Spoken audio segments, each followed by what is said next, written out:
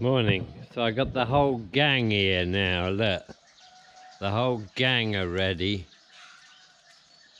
These two have been fighting for the last half hour, these two boys. Here we go. Here we go. The gang. The gang are off. Yep. The boys are absolutely nuts. They are indeed. Bye. Bye, Luck. Bye. Bye, Ning. Song's gone tearing off. Lucky's bringing up the rear with me.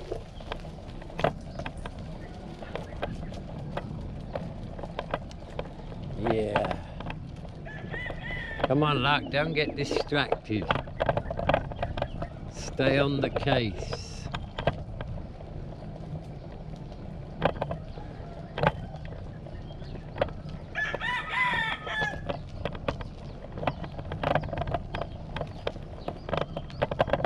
Hey. Off they go.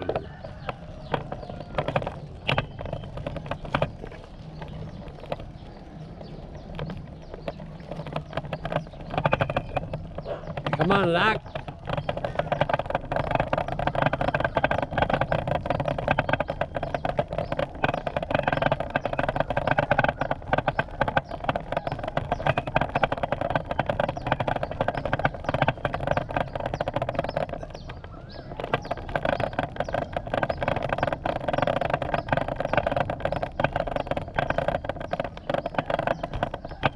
There's a nip in the air. Gotta wait for the old girl. Leo.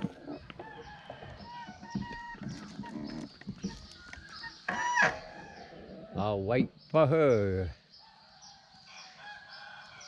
Leo. Here she comes. So although I didn't post a video yesterday, I actually did make one. Yeah, a bit strange. I came out to my favourite spot, set the camera up to film the sunrise, and then I just squatted there for 50 minutes smoking and never said a word. You might think that won't make for very good viewing, and you might be right, but my idea is I'm writing a short story. So what I will do is I will narrate the short story over the sunrise video with some music in the background, just to try something different. Song's gone tearing off across that field. He's after that cow. And all he'll do is he'll run around the cow. They don't do anything to the cow. They just like to play around with them, I think. I better stop again. The girl.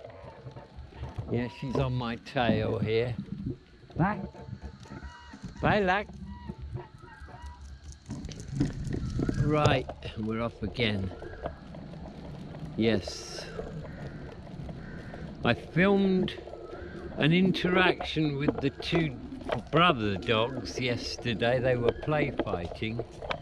And right at the end, the Lucky came along and she misunderstood and she saw Song attacking Ning, so she attacked Song, and it got a little bit heavy until she finally realized what was going on, and then they all sniffed each other's noses and it was all okay again.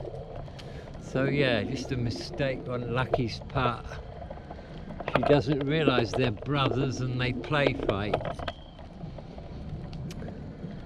They did it again this morning for a full 10 minutes before I suddenly thought to myself, I should have filmed this, but I didn't. Not to worry. They're up front now.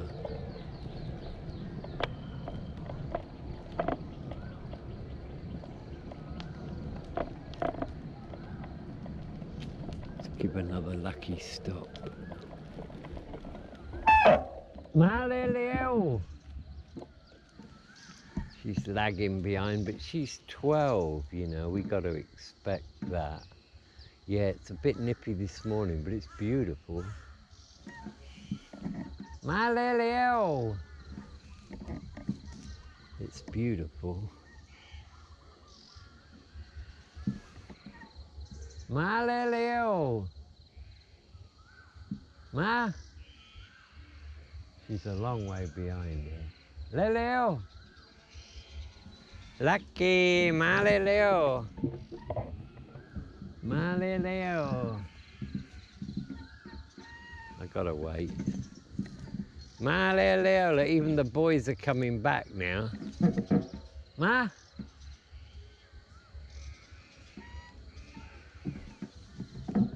They're saying, hey, what's up, guys? Okay, Lucky's coming now. So here they go, look, tearing off into the field, the brothers. Are they fighting? No, they're looking for something. Malak!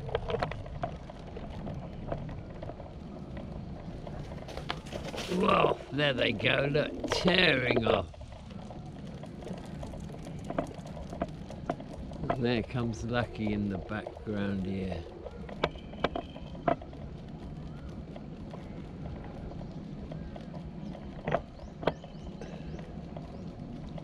What a life these dogs have.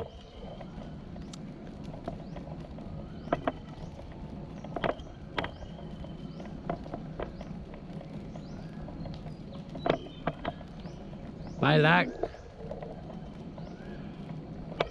She gets distracted. So the air guys haven't arrived yet. We think it will be today. One of them's been to have a look. He's had a look at the room. He's had a look at the aircon unit. So they know what's involved. So hopefully they'll be here today. Not that I really want the AC, but it'll be nice to get it all in and working before the hot weather arrives. And I know there will come a day when I'll say to myself, you know what, that was a good move.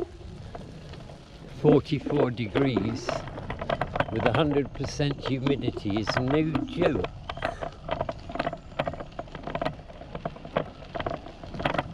Right, we've hit the deep sand already. God knows where the boys went. Lack! I won't wait for her because we're here. Oh, she's here. So we'll take a walk over there now and get set up.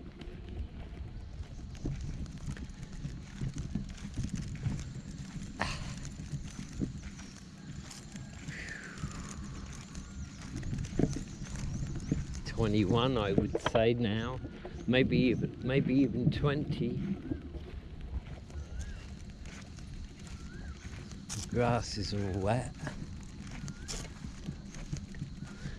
That's nature doing its thing, eh? Yes, it is.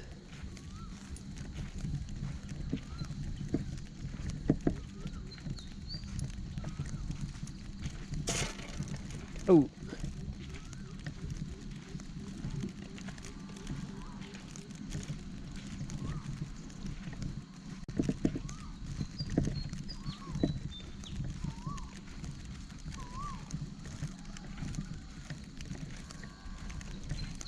Here we go. We're at the spot. There she is. No idea. Oh, here comes one of them. This looks like song to me. This dog is incredible. He bounds along, bouncing with joy. Here he comes, look. There he goes. What a great dog he is, eh? And I'm developing quite a bond with this boy. Yes, I am indeed. He's off now. Look, here he goes. There's his brother, look. Bouncing, you see the bouncing? Lucky's away too, look. Lucky's away. They just love it, these dogs.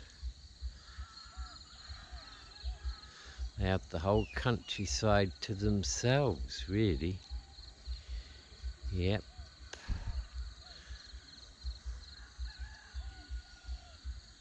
Yep. Okay. So it's about 6:25, maybe 6:30 in the morning, and we're already here. Ah.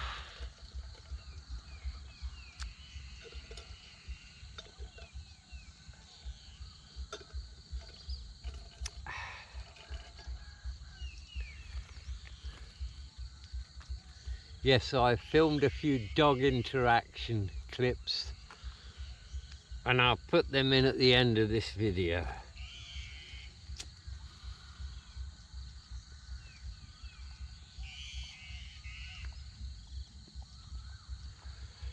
That was a mistake.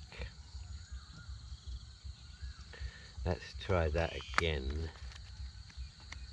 Let's try that again.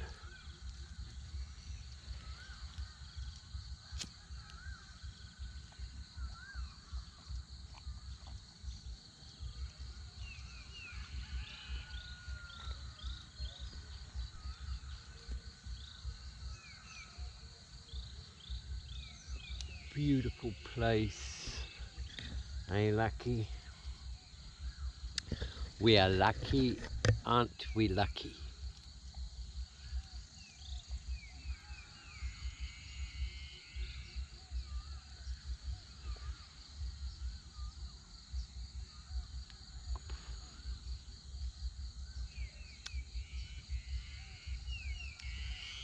So I'm going to make a radical statement, which, as far as I'm concerned, is a truth.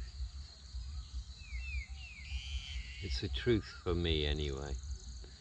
The mind is older than the body.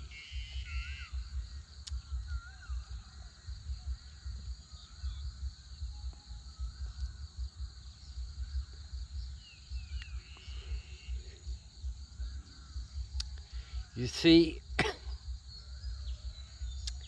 if we look at it as though, okay, you know, let's take a human being, for example, then they're just made up of a skeleton and lots of nerves and flesh and a brain and an immune system and all that. And the brain creates everything. Well, if we view it like that, then there are lots of things that just don't make sense. How can some people be incredibly wise and other people incredibly naive? How does that work out? The way I see it is the mind is the soul. Yes, the mind is the soul, the personality. And the mind has likes, dislikes, fears, hopes, goals.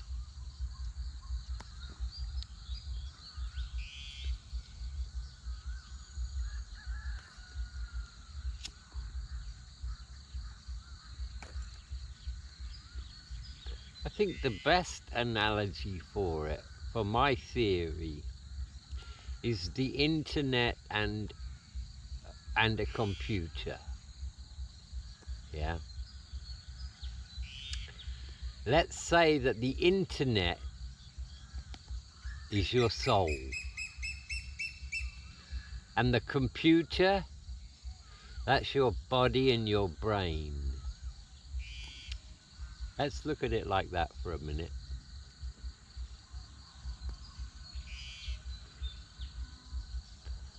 Now all your memories and all your experiences and all the things you learn, they're stored on the cloud. They're uploaded to the internet in real time. And if you want to access those, you obviously need a computer. Without a computer, you can't access them.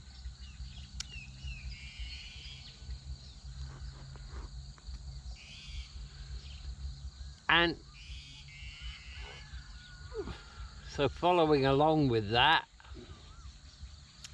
if the computer suddenly dies, is that the end of the soul? No. It's not the end of the soul, because the soul is the internet. The soul is everywhere. But now the computer's died, you just can't access it anymore.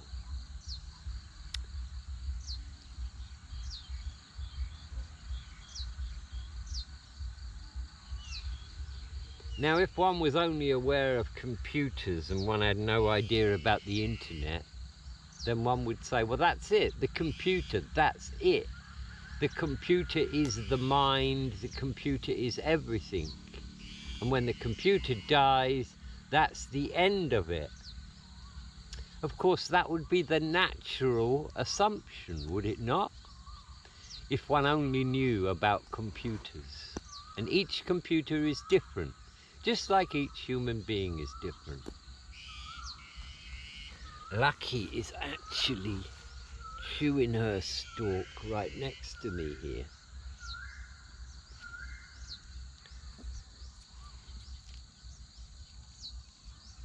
So think about it like that.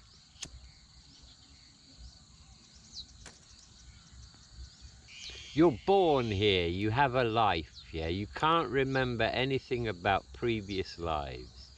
Let's say you live for 80 years and all your knowledge and all your experience that you have during that life, every thought, every action is uploaded into the cloud where your soul, to your soul. And then when you die, you go back to your soul, where everything exists. And then when you come back again, you take control of another computer, a different computer.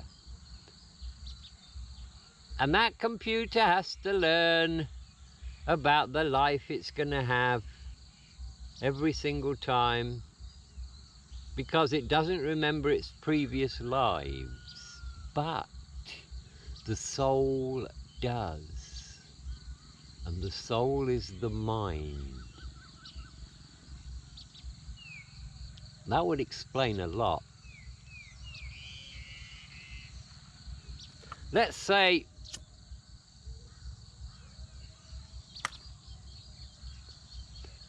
a guy plays the piano all his life and he masters piano playing and he's brilliant at it, and then he dies. Well, let's just imagine that he has a choice about, coming back as what, where, who his parents might be. Well, that soul might still be so into music. That soul might say to itself, well, let's come back. Let's go for the guitar this time. Let's come back and let's become as good as we can at the guitar. And so they are born into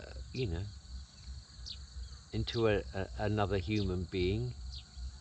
And at the age of 3, this child just has an overwhelming desire about guitars, and the parents notice it quite quickly.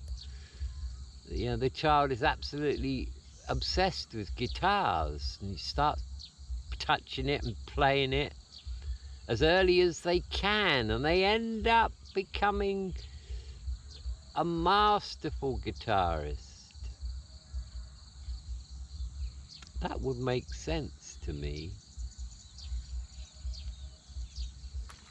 You could continue learning about something over 5 or 6 or even 100 lifetimes.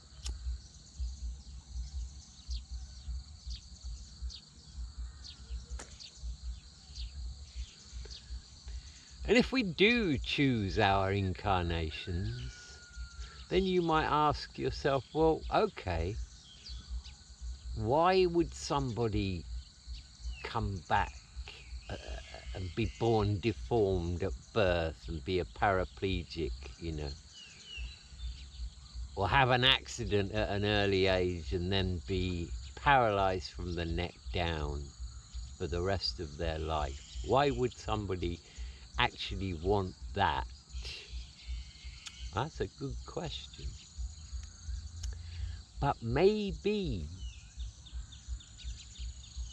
the development, the spiritual development that would come with that would be enormous. Look at Stephen Hawking, for example. What did that man do, you know, with his mind?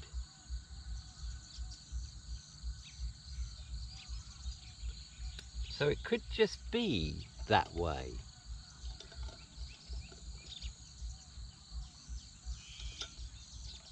Maybe the soul wants to experience hardship.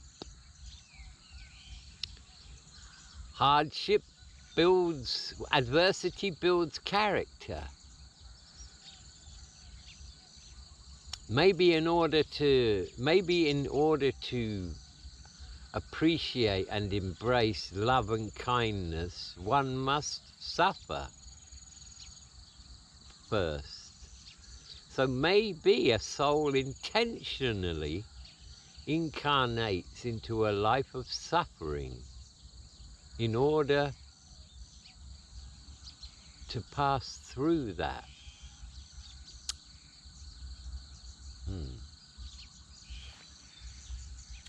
It could be.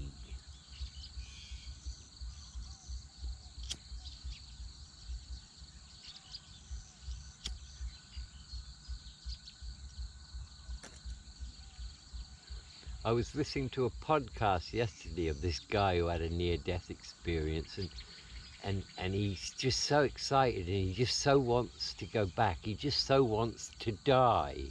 He's 73, and he said, I'm torn. He said, I'm torn between wanting to have a few more years of this life and going to where I know I'm going to, you know, and most of me wants to go where I know I'm going to.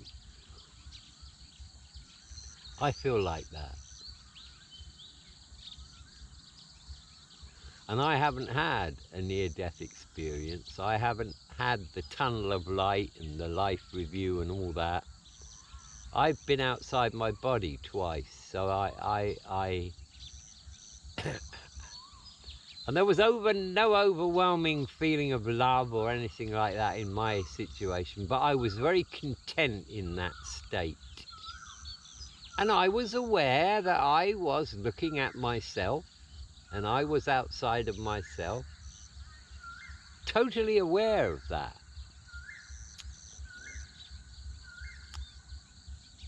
And I remember thinking, you know, I could think just like I think now.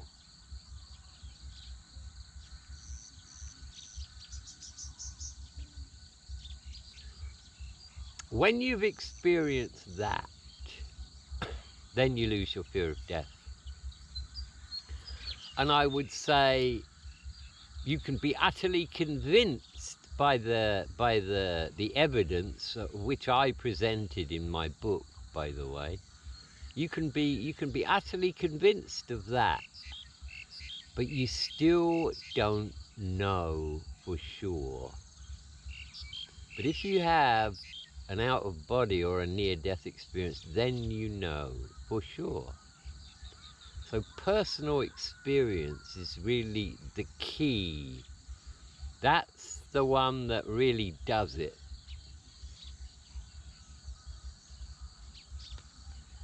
Yes, that's the one.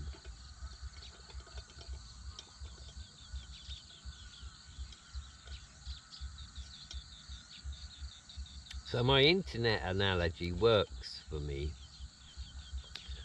It works because it explains very clearly how the computer is not generating thought. The computer is like a receiver, a transmitter, and a device that enables you to critically think, and it enables you to work things out, and it enables you to plan and stuff like that. But it's not your mind. It is not your mind. Your mind is universal. So don't see yourself as a computer.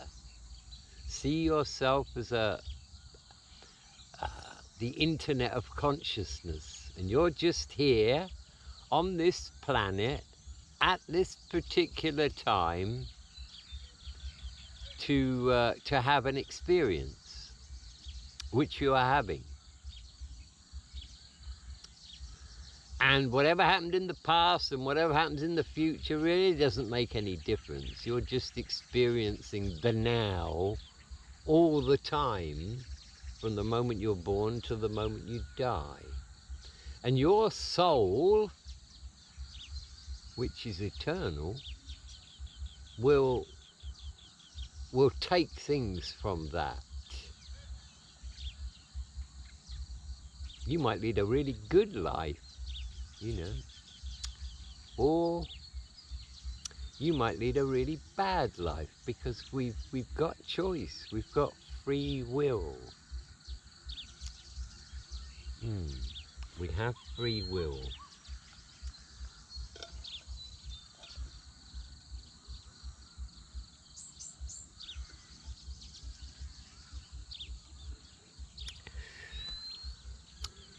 And the research of Ian Stevenson, Dr. Ian Stevenson, the more I look at that guy, the more I realize that he is without a doubt the best afterlife reincarnation researcher that's ever been. He spent 30 years going all over the planet, and he had the finances to do that. He was given $1 million, and that was a lot of money way back then in the 1930s, I think it was, or 40s, when Ian Stevenson went off to do his studies. And he was a very, very good researcher. Yeah, you know, you can't ignore what he found. And across all cultures, there were children who were behaving like adults. You know, they'd be 5 years old and they'd be talking to Stevenson just like they're an adult, and they're saying, look, of course I know where I used to live, you know, and he would describe it, and all these details would be taken down, and then Stevenson would go off and check, and he'd have his group with him, you know, photographers and audio recorders, and they'd go and talk to the people who he said he knew. And it turned out that, yes, they did know him. He'd go to see their spouse. Yeah. And this is children all over the world. So what seems to be the case is, if you die early through an accident or, you know, a crime or something like that, then you come back pretty quickly. He worked out the average would be 18 months to 3 years, and you're back again. And you're only going to be maybe 50 to 100 kilometers from the location where you died. That was one thing that he found through his research. So I think it's very different if you live to be a ripe old age and then you pass. I think it's a different process than if you died when you're young, you know, quite suddenly and traumatically. Well, you come back quickly, and I think because you come back quickly, you still have memories of that previous life. And that's what Dr. Stevenson was studying.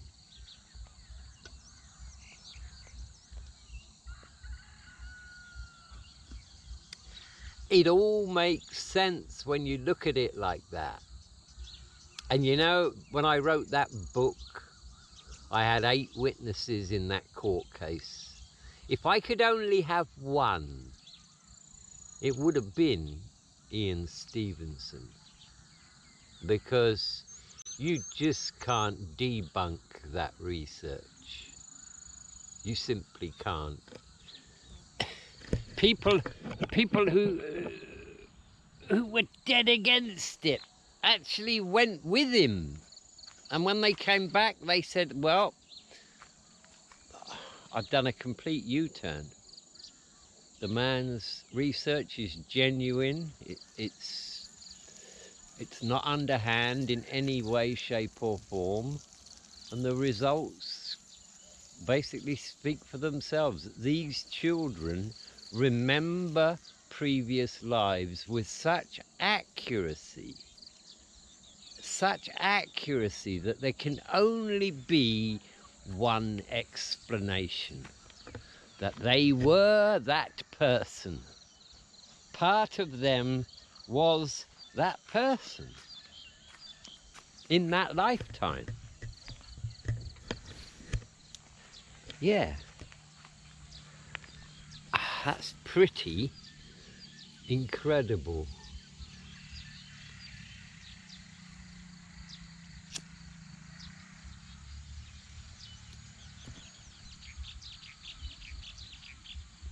And if we have been here thousands of times, then that's what gut feeling is. That's what, when you get that intuition, that is your soul, your mind, trying to tell you that something is either good or not good for you. It's either dangerous or it's fine.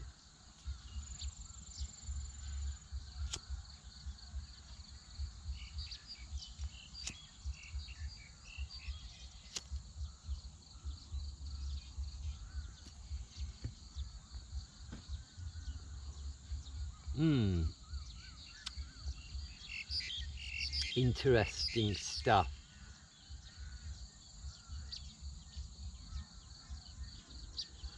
So yes, the universe is quantumly connected. Everything is connected to everything else.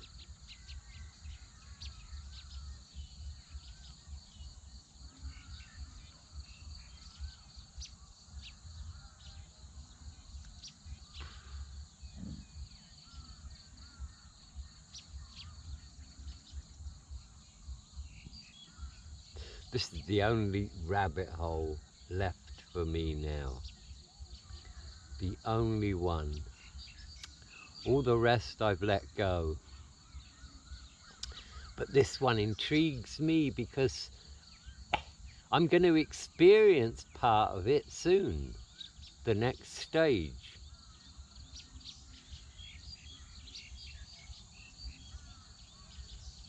One of the most important things to remember when you pass, always remember this: you are a sovereign being and you cannot be harmed and you cannot be intimidated. Apparently, once you get over there, you'll see whatever you want to see. If you're a fearful person and you're afraid of evil, then you might see something you don't like. But if you're full of love and compassion, and you know that you're powerful, you know you're an eternal being, nothing can touch you.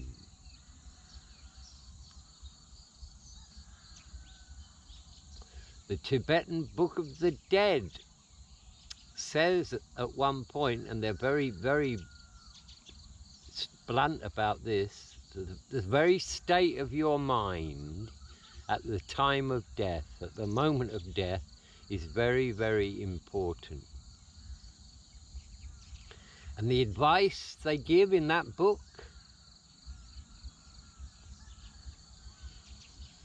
a good death is when you can let go of everything.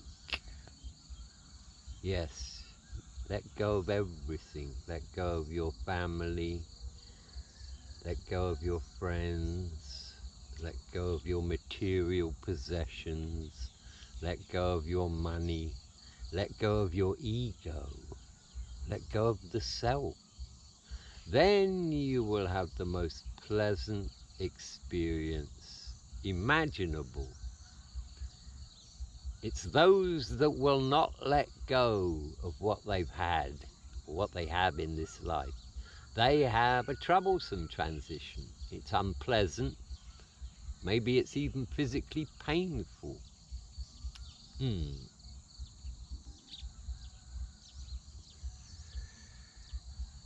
know, I think that people have written these books, and I think they're important. How to Die Well, The Art of Dying.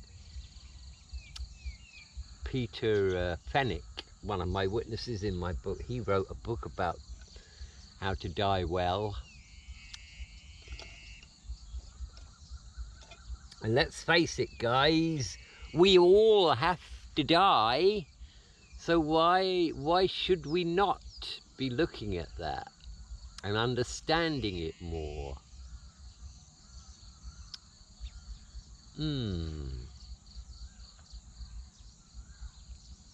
Death is nature's way of saying slow down. I heard that when I was about 20 and I laughed.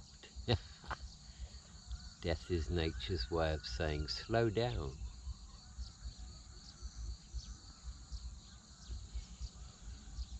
Yes, it would be. It would be.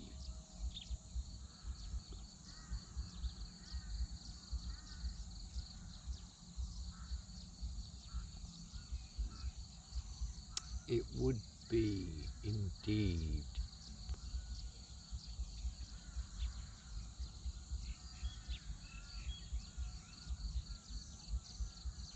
At this point, I'd like to say something about love, because love is a word that, well, it can have so many definitions, can't it?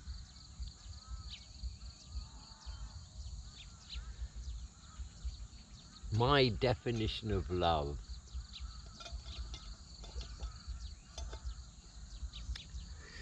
to love something or somebody is to have an innate desire for that person's well-being. You really want them to flourish. You really want them to do well. You really want them to be happy. And I would relate that to a human being. I would relate that to an animal. I would even relate that to a plant or a tree. So, and now there doesn't have to be any emotion with that. Let's try and define that a little bit more. Let me take one of my sons, for example. Let me take my eldest son, Jerry. Yeah. So let's place Jerry next to some person that I don't know and I've never met.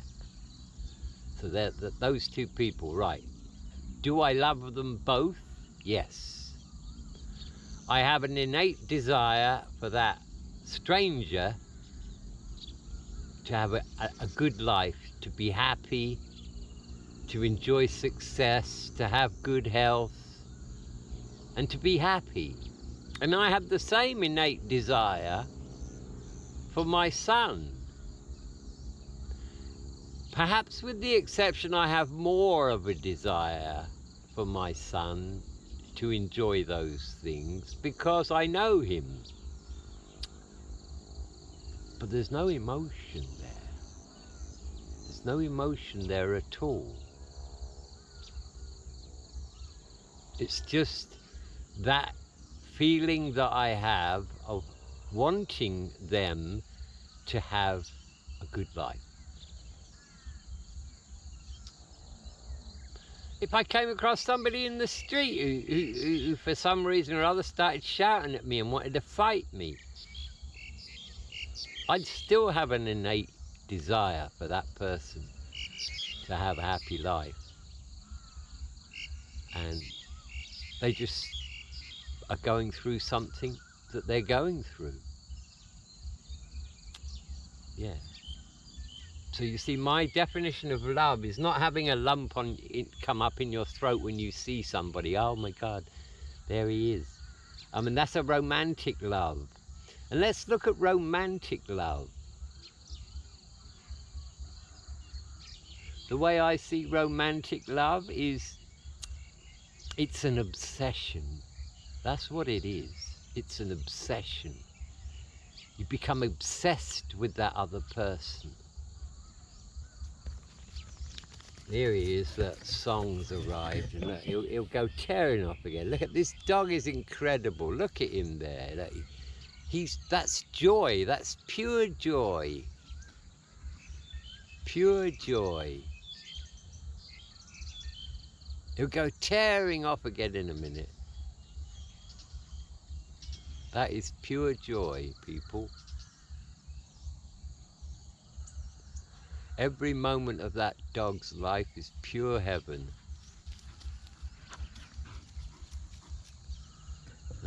Song is a good boy. He's absolutely soaked. He's covered. And you know what? An hour from now or 2 hours from now, he'll be clean. That's nature doing its job.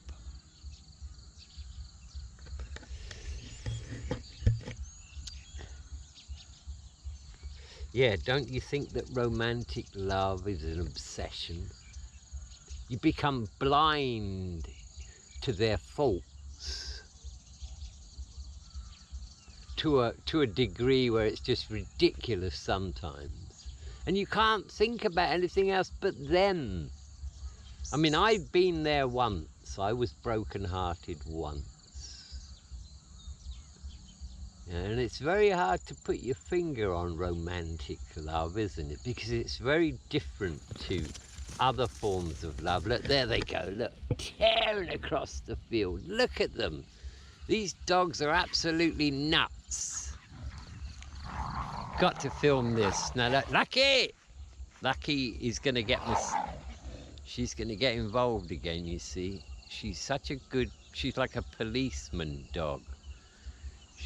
You know what I saw her do not long ago? She's standing next to me and I'm talking to the shop owner across the street, and he's got 3 dogs. And one of his dogs jumped up to playfully bite him, and Lucky went for the dog. She went for the dog. That they're over there now, these two. Look. They're playing again. Look. Should I wander over there and film this? No, because they're too mobile. By the time I reach them, look, can you see this? This is absolutely insane. Look at them. Tearing across the fields. Lucky's watching them enviously. You're an old girl, Lucky. Sit down, chew on your husk. Yeah, you chew on your husk. And you just enjoy the moment in a different way. They're back now. There they are. They're back now. There's a growling going on. It can get a bit out of hand, I think, too. Are they all right now? Yeah, they're all right now. Yes, romantic love. God, it took me 3 months to get over that girl. It never happened to me again,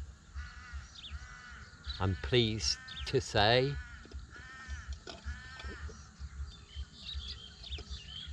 So there's romantic love, there's parental love, there's sibling love, and then there's a love of nature. And you know what I think? I think that's the very core.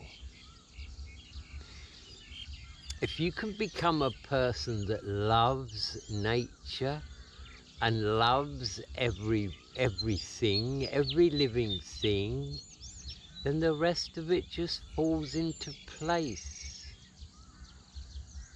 Because if you're somebody like that, then fear cannot live within you, disappointment vanishes, and you have an appreciation for everything.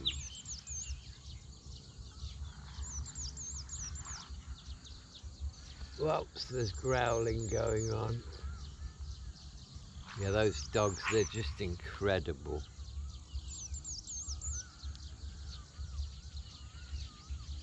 Yes.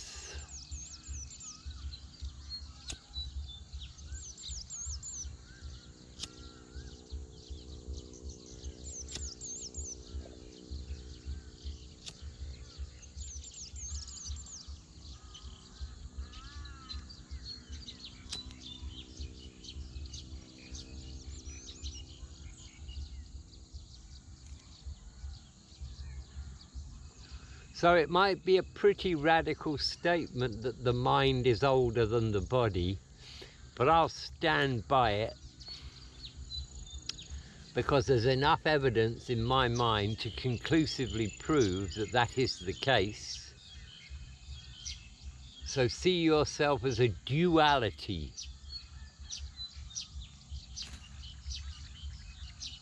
Your soul, your mind is currently trapped inside this container that we call the body.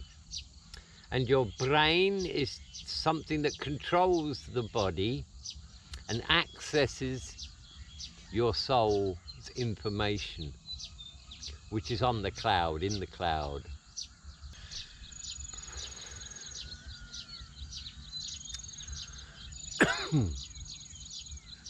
That is how I view myself. Yes. The me, the thing that thinks, the thing that feels, the thing that judges, well, not judges, I don't judge, but the things that makes up observations and comes to conclusions, that's my soul, that's my mind. And the rest of it is just equipment that allows me to decode this density that I'm living in, this third density. What do you think, Lucky? Yes. So yeah, that's it for me. That's the way I see it.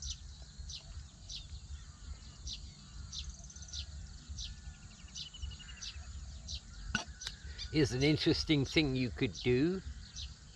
Try it, won't cost you anything. Before you go to sleep at night, say this to yourself. You can say it in your head, or you can say it out loud. But say this. I am more than my physical body. And I have an intention to expand my consciousness and experience new things. I'm a sovereign being. I am protected. Every night say that to yourself before you go to sleep. And who knows? Who knows what might happen?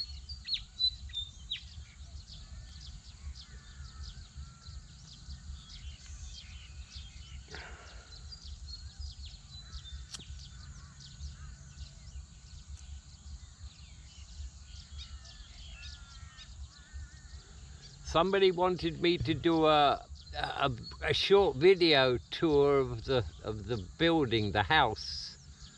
So I might do that. I might do that.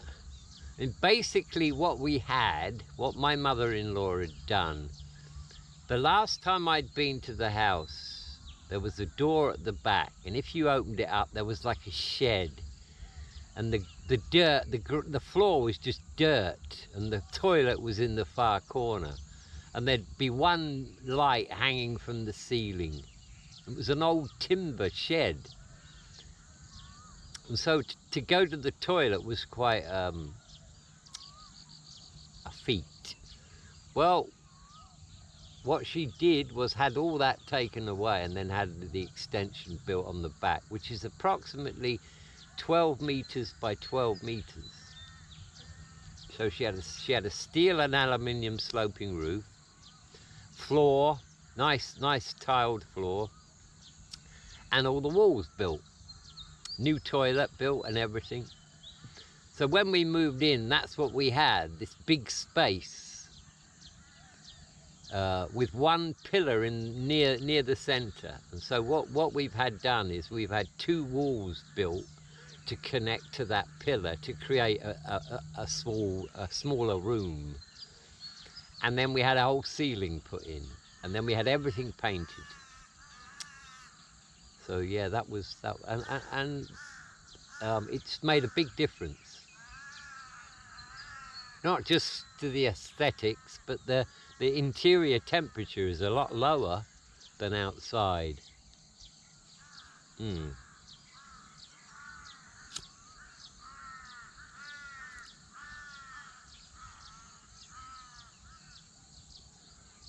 I think it cost about 50,000 baht to do it.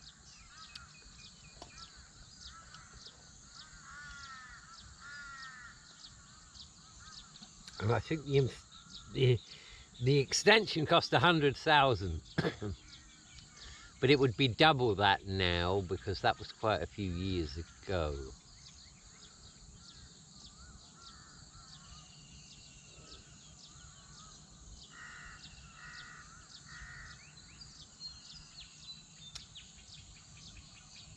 Yes, my mother-in-law is a very special person.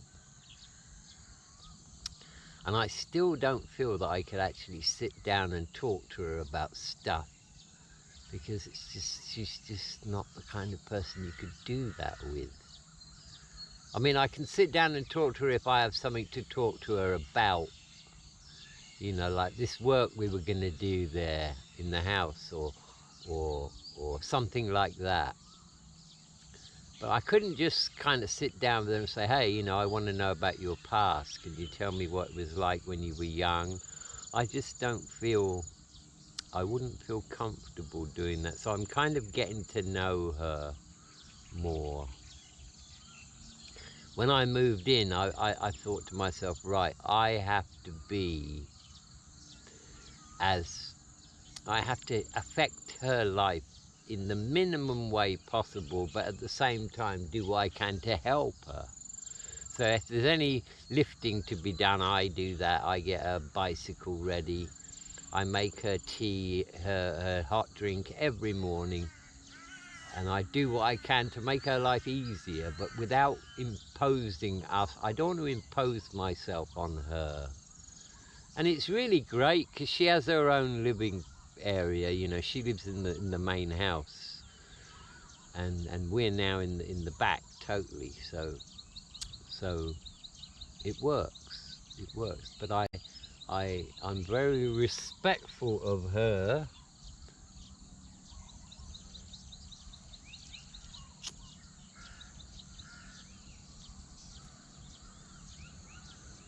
And she can't sit still. She's always doing something.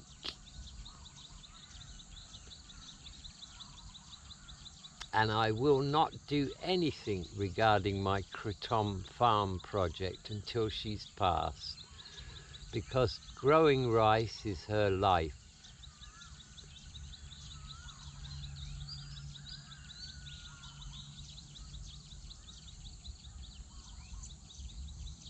So that plan is being shelved for now.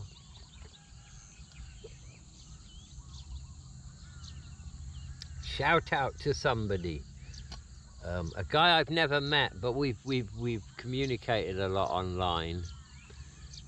by the name of Michael. Very nice man. Well, he sent me a wonderful gift. He sent me like a water heater for coffee and tea, and apparently it works very well with kratom. So a big shout out to Michael. Thank you so much for that gift. I will experiment with it and see how it works for me. Yeah.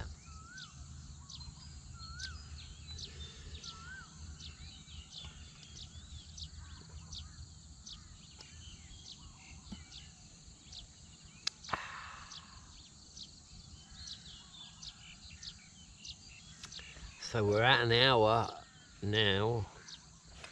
We are at an hour.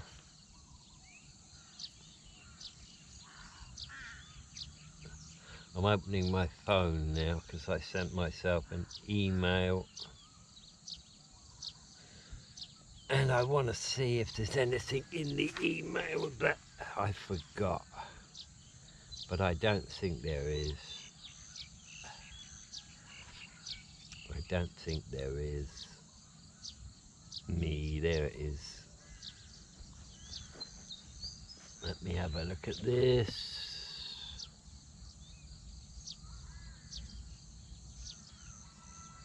No, that's not it.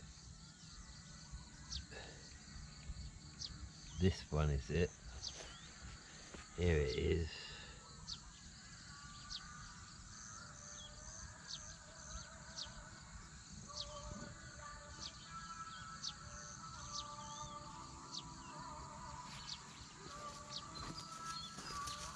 The boys are back.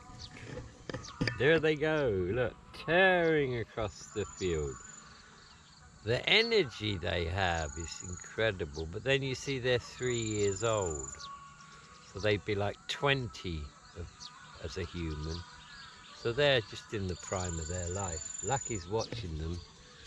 You don't need to go over there, Lucky. You stay here with me. You're an old girl. You're like Dad. We don't need to do that kind of thing. Look, here they go. Look. Here they go again. They've got to fight. Look, tumble. I don't know if you can see them.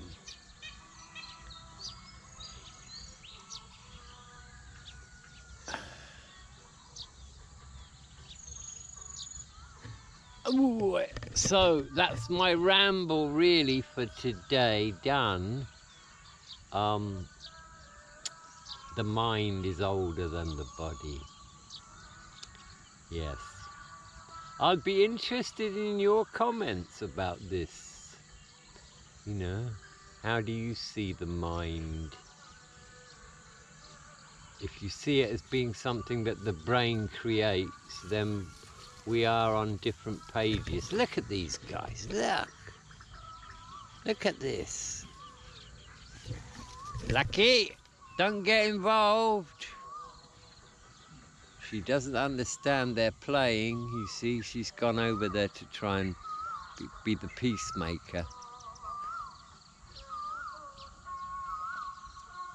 They've had enough now. Have they had enough now? No, Song's not had enough, look. And he's the smaller of the two. Yeah, look. This is incredible. God, they're going for it now. Look, it's getting a bit serious now. I think neither of them wants to lose. But Nung's got the advantage. He's a little bit taller. He's a bit bigger. So I guess that makes him faster because he's got longer legs. Shame I can't zoom in, but I can't. They're still going for it. Yeah, Song sat down now. That I think they might have had enough.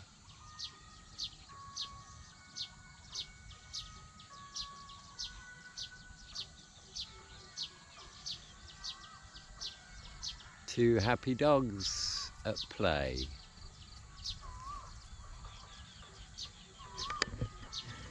So yes, the sun's coming up now then, so I'll call it a day. It's Triple T and the Crazy Dog Gang saying goodbye from a field about 6 kilometers outside of Kukan in Isan, Thailand. Wherever you are in the world, have a great day. Until the next time. Here they go, here they go. They're at it now. Luck, Luck. Don't get involved, Luck.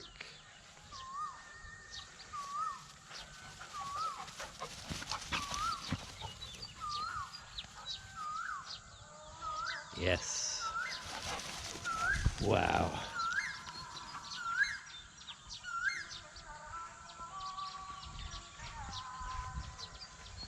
Quite a fight going on here. Gotta film this, guys.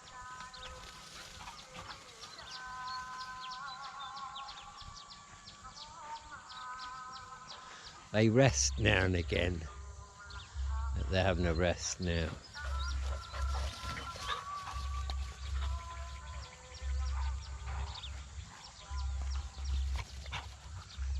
Song's having a go. Song's the aggressor here. He is. Look at them teeth. My belay, Luck.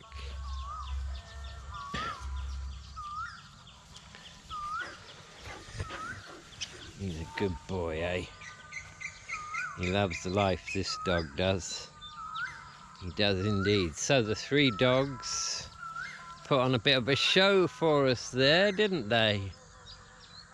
Huh? They're all split up now.